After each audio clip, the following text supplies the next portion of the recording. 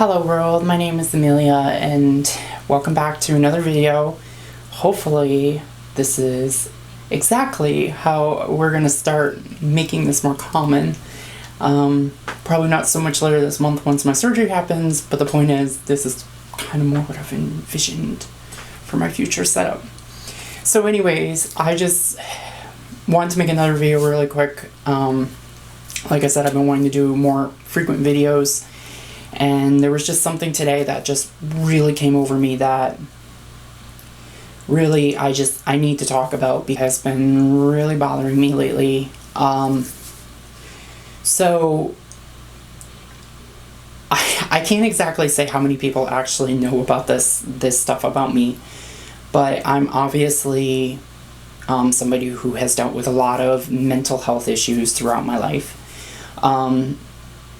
There's a lot of things in my childhood. I mean, I could go through a plethora of things that have happened to me throughout my life. Things from when I was a childhood to things that happen in my teens to things in my young adults. But that is beyond the point of this video. The reason I want to make this video today is just kind of a PSA. Something to put out from somebody who has dealt with mental health issues. And to also maybe just update people a little bit on what has been going on with me. Because I don't think I've really touched on it very much in my videos yet. I dealt with the problem of obviously my gender dysphoria creating an issue when I was younger, and then as I grew up that became much more of an issue for me. It only grew because I didn't receive a lot of support from family and friends. There was a lot of things that went on. Again, I'm not going to speak on the specifics on why certain things happen. However, I can definitely say that I've been majorly impacted, and it's something that led to bad depression in my 20s. That depression was alleviated through certain things such as my Christian faith. For a while I was actually happily married. Those kind of things did help alleviate it, but there was a point in 2018 that I finally said I had enough. And it's not even necessarily the depression, it's just simply coming to a point of saying, I have enough trying to be somebody I am not, and I need to do something. Because I do remember one of the biggest problems I had is the more and more that I tried to pretend that my gender dysphoria was not an issue, and I would try to seek help, I would get that help, and then soon thereafter gender dysphoria would just come hitting me like a brick wall again. I always felt like there was no end to my life issues. I would get help, then I would just go right back down. There was a complete ruthless cycle, and to make matters worse, because I would have some people sit there and tell me, well, that's just life, that's just how it works. Unfortunately, I never believed that that's how it was supposed to be, because it was always a cycle of the same problem. So there just became a point that I said, that's it. I need to transition. I need to become this person that I knew from the age of 4 I really was. And I can say without a benefit of a doubt that I have become a better person, that I have become this person that I believe I am. The problem is that I've had, this is how one of the ways I explained it to my therapist. I sought help, and the help of transitioning actually did help me. I did become a better person. I did grow. I matured. Look at me today. But I think what happened is because my gender dysphoria was putting off so many other issues in my life, there was a lot of stuff that I was ignorant to, I was ignoring, I was just avoiding in my life and just pushing out and keeping away. So when those problems, when the gender dysphoria started alleviating, it created a much bigger empty void space in my life. So then when I came to addressing these problems, I didn't have the tools necessarily or the ability to address them like somebody who had grown and matured on this stuff. That's one of the reasons I do feel like I was in a much more disconnected place throughout my life. or I feel like I've always kind of been immature per se, because what happens is that now that I'm addressing them at an older age, I end up having problems that people got through in their teens, got through in their 20s, and now I'm here in my 30s, and I feel like I haven't really made much progress on a lot of this stuff. So where I feel that the biggest issue comes in is that I have noticed in recent year, after I have been living alone, I have been dealing with manipulators and backstabbers and just a whole plethora. Not to mention, I was unemployed for a very long time, and then I went back to work. So what ended up happening is I got back into a point where I felt better about myself. I felt happy. I felt like myself. That just led to a point where I had to start dealing with these things and just then also realizing what the world really does. There's kind of like the two camps I've noticed. I guess the example I can give is that I have been a very close follower of, for example, the Frozen on Broadway, which I still never got a chance to go see, even though it was a huge dream of mine to go see, and then COVID ended up having to be a problem. But what ended up one of the things I remember seeing was a while back, there was a particular night, an email went out, and it was announcing that Patty Mirren, who played Anna, had been taking a mental break. She actually posted on Twitter that she went on this mental break because she was under a lot of pressure and stress and all the da-da-da-da-da. Well, there was quite a few replies to her tweet where people were saying, oh my gosh, you're weak. Oh my gosh, you can't handle it. Why are you, just people that just simply couldn't understand.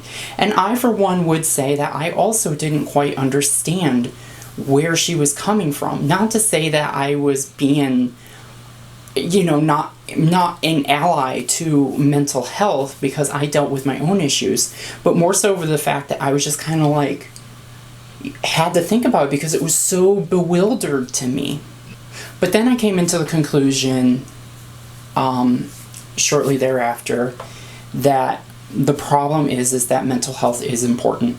Mental health is something that medically needs to be noticed more, and it is. And that's why, like, for example, the treatment for transgender people dealing with our gender dysphoria is a step in the right direction to help treat gender dysphoria and to treat mental health, which needs treatments from all around. The problem is that we are, as a society, and this is to get into the root of my video, we shame people for saying things. We shame people for stepping up. I remember somebody who's dear and close in my heart one time telling her parents that she was dealing with depression. And literally her parents told her to her face, "You're not feeling depression. It's something else." And I think that was incredibly insensitive to be said. And in a sense, I've seen other people have that said as well. But society does that as well, to us as well. So to jump on to what I'm trying to say for me recently I have come across a very tough rut with mental health. Earlier this year, with COVID starting up and then the way customers were acting so entitled, and people, just so you know, at my job, people would literally come into the store and be like, "Yeah, I'm here for my paint and mulch. Why can't I get my paint and mulch?" I'm sorry, but we can't sell paint and mulch right now. Well, my paint and mulch is essential. So why can't you just give me my paint and mulch? I feel so stupid doing this, by the way. And it was just not something that really worked well for me. A lot of people in my job, we were very much under stress. And this is not at all to say that my problems were bigger than everyone else. I can just say that I know that it was very stressful for me. And this is what led to me eventually asking for some accommodations at work, which for a while was a positive thing. But then as I approach my surgery and things are I'm nervous, not to say that's a reason for accommodations further, but just for the fact that it adds to the pressure that's already coming from customers. I had a bunch of other stuff I could get into, but I'm not going to right now.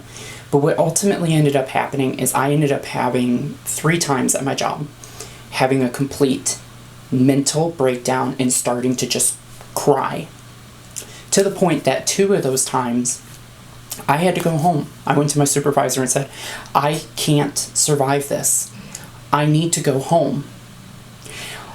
That's why on June 20th of last month, this is July 1st of today, I ended up having such a bad mental breakdown that I finally said to my boss, I said, look, I need to go home and deal with a problem.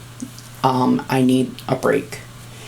I ended up going outside after clocking out and sitting in my car for 6 hours, just simply making phone calls. I called my work does give us a mental health hotline. I explained what was going on, and I pretty much got told right on the phone by this person who worked for my corporate, said, you are right, you need a break.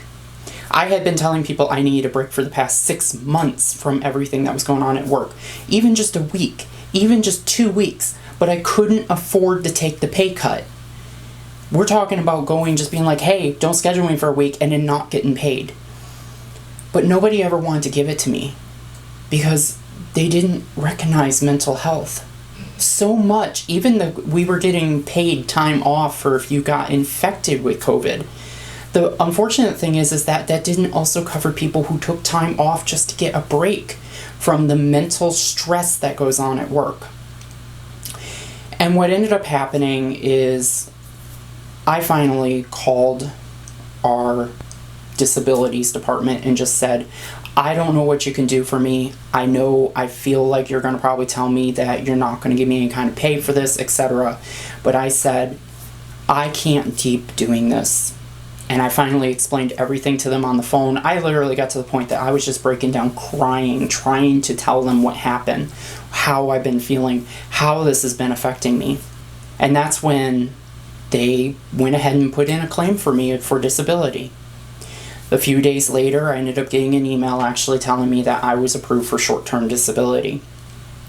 And I have even still, after going on that disability, I have had people that ask me, why are you home so much? And I said, because I'm taking a break from work and I'm on short-term disability. And then I have people shame me for it, people that treat me like I'm not a hard worker, like I have no zeal to just continue, that I'm just giving up. If you want to know what true giving up is, I haven't given up. I'm still fighting. I still want to be at my job. I still want to be a productive member. However, the problem is that I needed a break. And now because I was not given that break earlier, I am now needing a longer break. Not to mention I'm so close to my surgery that it just makes more sense that I go straight from this into my surgery. That being said, I am more than likely not going to be able to return to work until September. And during this whole time, I'm going to be collecting disability pay, which is not my full paycheck. My finances are ruined. I don't know what to do. All I can do is believe and pray. So in closing, I'm just simply saying that it is horrible what our society does to people on mental health, the way that we are treated. We come out and just simply say, I have depression. I'm dealing with this. And then society and corporations just want to look at us and say, well, either you're making it up, or they say, well, maybe we'll consider some help, but you're going to have to get tons of hours of psychiatric evaluation. And that on top of that, as many mental health professionals will tell you, is not the way to be dealing with the situation. Mental health in society is not set up to support people with mental health. And I've seen that firsthand, and I can relate with anybody watching this video who also can relate with that. So again, I am getting sick and tired of this way that we are treated. Anybody with mental health is treated. I have a roommate who literally tells me to my face every time I talk about me being down, with me feeling the way I do, I'm just basically told, well, suck it up and move on because the world is not going to stop to sympathize for you. But you can't just tell me to move on, because then that's never going to enact change in society. That's never going to have people actually notice and actually want to know more. Anyways, I don't really have too much more I can say about that other than just take my words to heart, think about it, think about those people and those in your life, because mental health can hit people so suddenly and without expectation. Love on somebody in your life, love a family member, reach out, even just a simple text message saying, how are you feeling today, can mean so many things to a person. So anyways, I'm going to leave this here. Don't forget to like and subscribe, and I will see you guys all in my next video. Bye now.